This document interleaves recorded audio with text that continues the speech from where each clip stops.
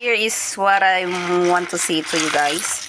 This is from Philippines countryside here in Davao Oriental. So this is so good because we have these beautiful shells.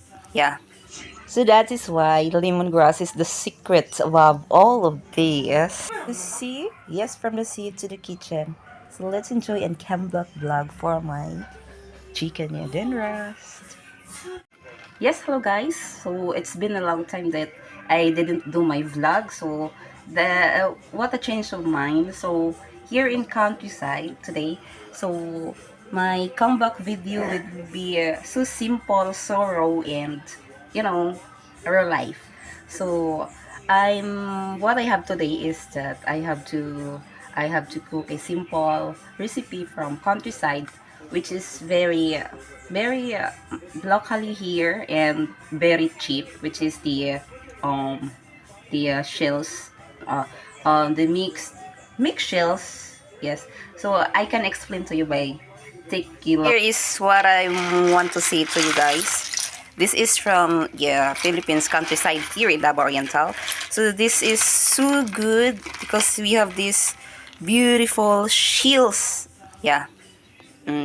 This we call this here lima-lima, and this ukab-ukab. Yeah. And this is aninikad. Yeah. When you're here in Davao City, you can when you're from Philippines, you can actually yes, you can actually identify this one. But if you're out of the country, yeah, you can. And I don't know if you are, maybe it's someone who travel, and this is another species of shells. I don't know what is this kind of shells, but it's eatable from us here in the Oriental. The local here sell this every morning here, so you get it fresh and yes, it's alive. And for now, they are hiding. I hope you enjoy my vlog, guys, and I'll show you later how to cook and prepare this one and how to eat with me and my family. So stay put with me. Here is a simple ingredients that we have in kitchen. So we can have also the ginger, the tomato, yes, and some calamansi for the sausawan later. Yes, you can see the roux here, all roux. This is the spring onion, and later I can show you how I will catch some lemongrass. Yes, and we have also chili.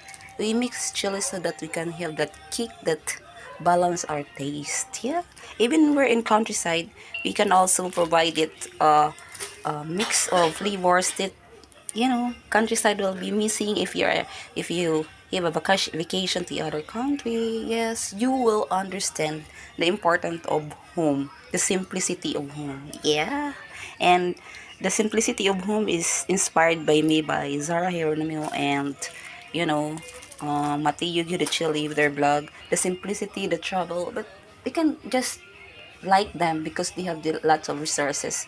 But we can have this simple life here in countryside. This garden, we have the lemongrass. So we have this lemongrass, we get it, and we have this mixed in our halaan. Yeah.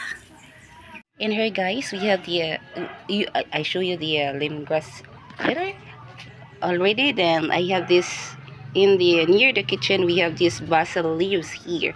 This is the one who makes our food here in countryside simple, smooth, and it gives you the aroma that you wanted to. Yes.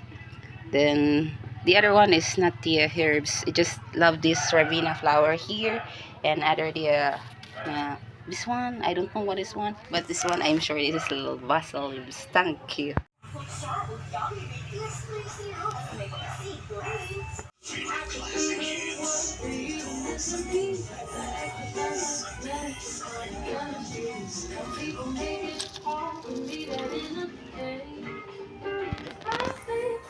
So beautiful in love.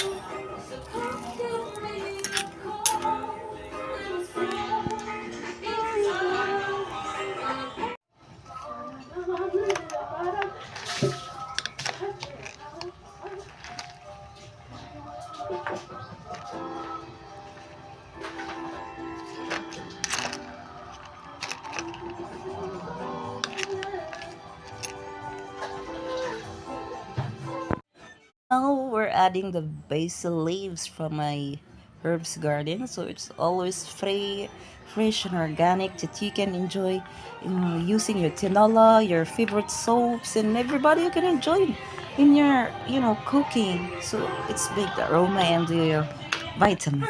So now it's all done. Then let's enjoy it to the table with.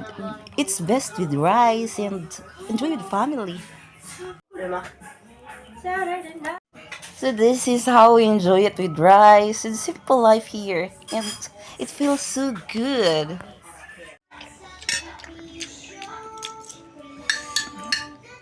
ML content na lang ma. Di ba ka to sa una ma? 200k.